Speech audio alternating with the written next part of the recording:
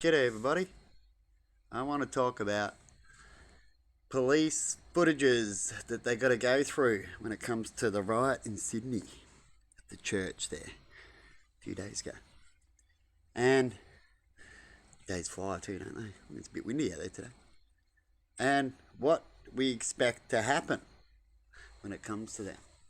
Put the babies out there. Oh, can I focus? Oh, before they got to the power line. Get ready to come over. Um, what's meant to happen when such big events happen?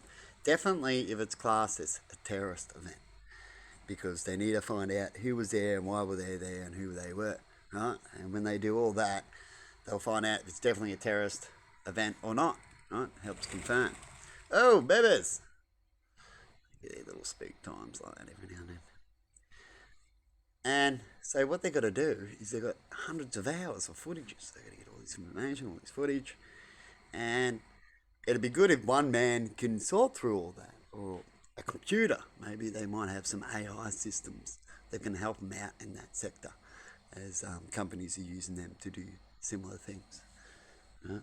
And to give you flag points to save you a lot of time. But it is best to work together as a group as long as you can efficiently. Otherwise, it doesn't work too well.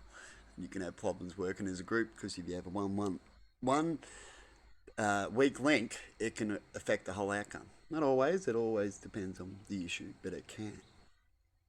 And so when it comes to hundreds of hours of footages, well, they have hundreds of police to check out things if they need to, and you got to quickly get to it. So the more you can get into it, the quicker you can get over that situation, move on to others, to get the police back into that.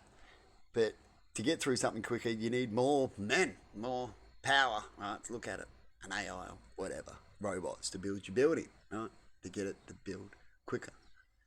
And so everyone will have to go through, all the police will have to go through their little section, so they'll have a phone or two or whatever it is to go check out, and a few people to get the information. Once they get all that information, they'll come back and give that to the higher boss or their manager, and then they look at all the information, key informations that have been flagged, like what actually needs to be looked at, and then they re-look at it and then go from there, and you'll get an outcome.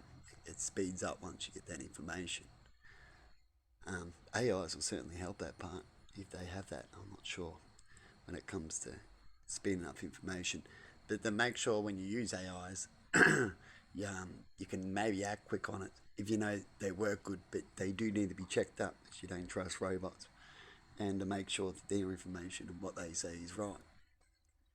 But that's what's going to happen, people. So that could take some time for them to work out what went down and why it went down, and where was the problem, and phone calls and all that kind of thing. So you expect to take a little time. Just chill while they do that. You work out in your head how long would that take roughly. If you had, say, 100 people on it or 50, expect they're not going to have a shitload like at the riot, but they just might.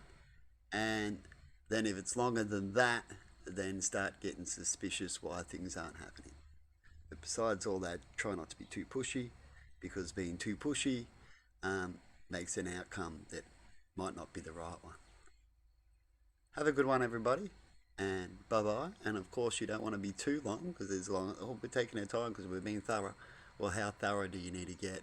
Have you reached the answer yet? So you do things as quick as you need to go to reach an answer.